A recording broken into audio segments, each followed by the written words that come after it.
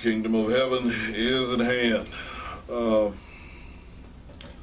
Last week we concluded with the fact that the soul for your season must be stable in order for you to establish the dominion that God desires for you to manage while you're here in the earth. And today we're going to dig deeper into the soul, because again, the soul consists of the mind, will, and the emotions of a human being. And we looked at 3 John and 2. It says, "Beloved, I wish above all that you would prosper and be in health, even as your soul prospers." And what we got to understand is that when any of the three, whether it be the mind, the will, or the emotions, are out of balance, there's an uneasiness in the soul, and therefore causing decisions to be a lot more difficult to make. That's what you have to understand about your decision-making process. And what we're going to look at today and what we're going to go into today, I know last week probably shook you up pretty good, but this week's not really going to be any less. Because what you have to realize is that there's been some information that you've been walking around without for the number of years that you've been here, and not having that information. You're about to get that information, therefore it's going to seem overwhelming for something that you've been carrying around the whole time. Because not in the sense of that you didn't encounter places that you could have got the information, because there are plenty of places that you've been that you could have got what I'm about to tell you and the things that I'm about to show you in this part of the series, because you went through science class. And a lot of this information is just about the science of our bodies. I'm going to inform you on how your body actually functions, at least one part of your body, which is the brain. As I explain this to you and as I break this down to you from the Word, from the Scriptures, showing you the details of who you are, it's going to help you understand your gift. Because your gift ain't what you think it is. And that's the whole point that you've struggled with.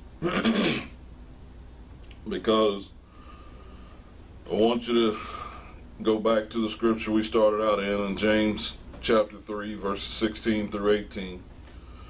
Because I want you to see one of the things that it is showing in this. Because in James chapter 3, beginning at verse 16, it says this.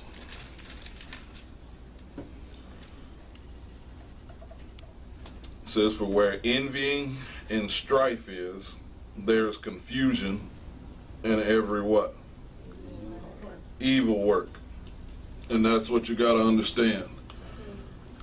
When you're confused, you don't know the decisions to make, you don't know how to zero in, you don't know what is yours, what's not yours, what you shouldn't be going after, what you should be going after. When that stuff is in question, that's an evil work. That's what's causing that confusion. So you got to understand how to get that back in balance. That's what this is about. Because it says, "But the wisdom that is from above is first pure, then peaceable, gentle, and easy to be entreated, full of mercy and good fruits." But this next part is probably the most crucial. "Without partiality and without hypocrisy." When you understand how to do what you're gifted to do on a consistent basis, that's when you're ready. That's when you're going to realize that nothing can stop you.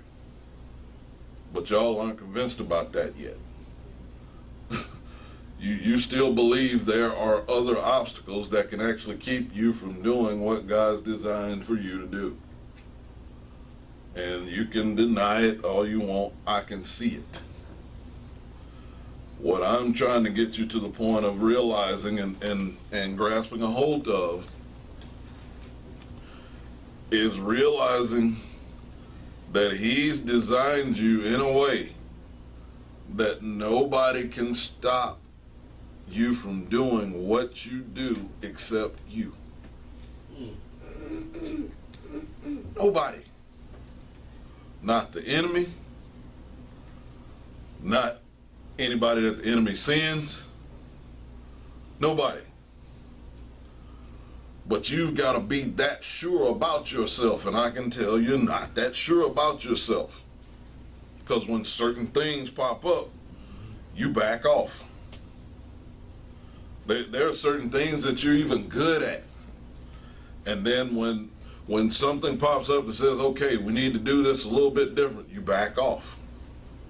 You don't even see it as, oh yeah, let's do it, because I know I can.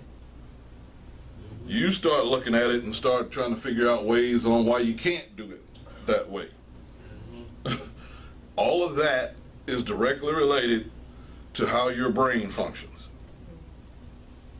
Directly related.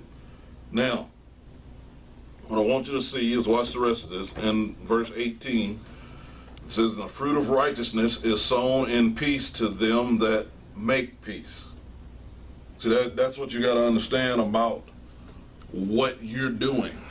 When you're doing things, you should have in your head that this is about establishing and making peace. Not only with you, but with everybody around you. See, so everything that comes about you and comes out of you should be about making peace. That's why Jesus, when he was doing the Sermon on the Mount, he said, blessed are the peacemakers. See, that's what you've got to get to the point of understanding. Most people thrive off the conflict. See, that's evil. See, he's saying, I want you to make the peace. And that's what you've got to understand. That's the fruit of righteousness. It's sown in peace of them that make peace.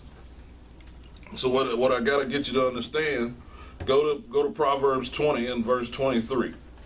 Proverbs 20 and verse 23. I'm going to try my best to make this another CD. Notice I said try, I ain't promising. Because once I start digging, I got to stay where I got to stay to get across what is going to need to be gotten across. Because I know the time is right for this to be taught. It's not a question. I just got to go as the Spirit leads for the depth of the information. Because understand this, in Proverbs 20 and verse 23, it says this. Proverbs chapter 20, verse 23 says this.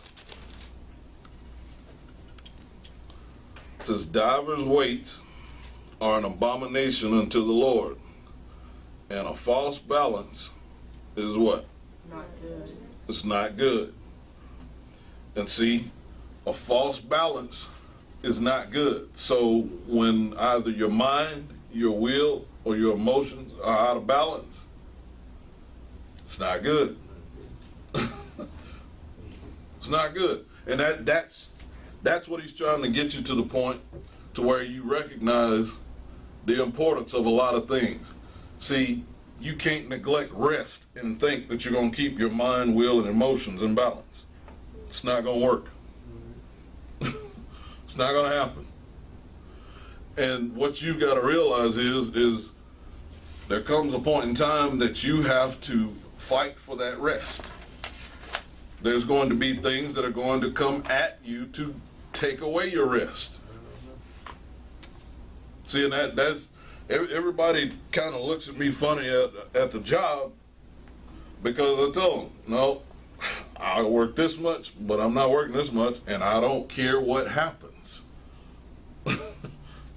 That's the point that starts to throw everybody off, because they're like, well, you need money and you got to do this. It's like this. I'm going to make it. I'm going to be all right. Because I know what's non-negotiable. See, now y'all can start to understand why I talk to you about the non-negotiable stuff.